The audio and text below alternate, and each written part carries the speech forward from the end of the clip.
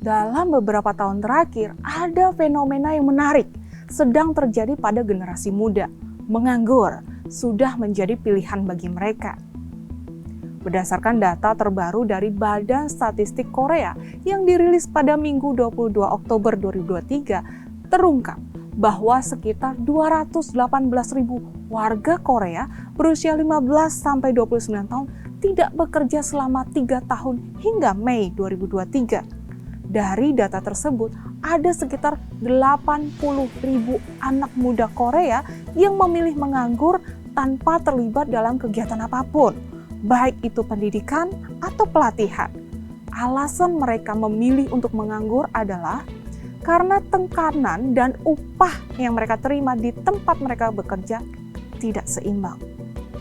Hal serupa juga terjadi di Cina, di mana tingkat pengangguran di negara tersebut naik menjadi 21,3% per Juni 2023. Angka tersebut merupakan rekor tertinggi pengangguran di negara tersebut. Kaum muda tersebut menyerah untuk mencari pekerjaan dan memilih bekerja serta menerima gaji dari orang tua mereka.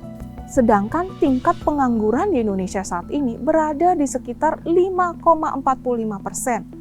Meskipun jumlah tahun ini menurun dibandingkan tahun lalu, tapi masih ada 7,9 juta jiwa yang harus diselamatkan dari jeratan pengangguran.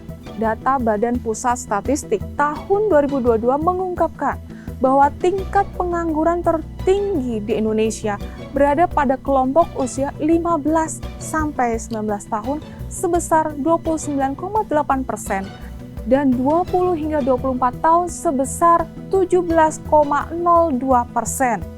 Memang ketidakseimbangan antara jumlah pekerjaan yang tersedia dengan jumlah tenaga kerja menjadi penyebab utama meningkatnya angka pengangguran di Indonesia.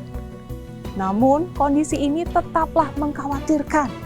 Pasalnya, tidak sedikit penyebab kaum muda menganggur disebabkan karena ketidaksanggupan mereka menerima tekanan dari tempat bekerja serta upah yang tidak seimbang. Tak jarang, tekanan ini malah berujung pada kematian dan bunuh diri. Banyak yang menyebut bahwa generasi muda saat ini didominasi oleh generasi Z. Adalah generasi yang mudah hancur oleh sedikit saja tekanan, sehingga memunculkan sebutan generasi stroberi.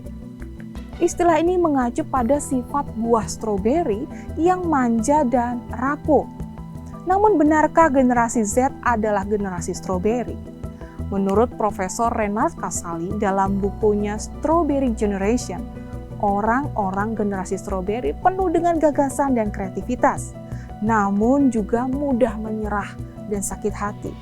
Generasi ini cenderung ingin sukses secara instan, padahal tidak semua hal bisa didapatkan secara instan.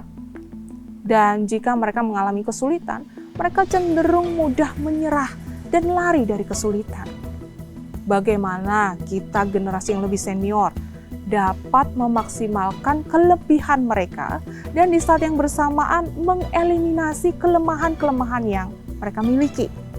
Generasi stroberi juga disebut sebagai generasi pemalas karena adanya keinginan untuk sukses, namun tidak ingin bersusah payah untuk menggapainya. Itu sebabnya ada ungkapan healing, refreshing, work-life balance yang sering kita dengar keluar dari generasi ini. Namun di balik sifatnya yang mudah menyerah, terdapat potensi yang sangat besar pada generasi stroberi ini, kreativitas dan gagasan.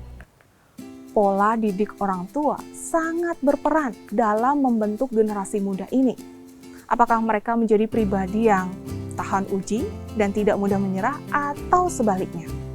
Firman Tuhan dalam Amsal 22 ayat 6 berkata, "Didiklah orang-orang muda menurut jalan yang patut baginya, maka pada masa tuanya pun ia tidak akan menyimpang dari jalan-jalannya." Sebagaimana halnya kerinduan Anda untuk menjadikan generasi muda sebagai generasi penerus yang berkualitas dan menjadi dampak yang positif, kami juga rindu melihat hal yang sama terjadi pada generasi penerus. Untuk itu, CBN Indonesia hadir melayani generasi, sehingga generasi muda di Indonesia dapat dimuridkan. sehingga mereka menjadi penerus bangsa yang hidup dalam kebenaran firman Tuhan dan menjadi berkat bagi orang-orang di sekitarnya. Kami tidak bisa melakukan semuanya itu sendiri.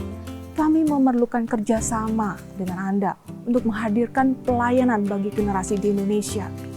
Caranya cukup mudah, hanya scan QR Code yang tertera di layar Anda. Bersama, kita membentuk generasi masa depan bangsa.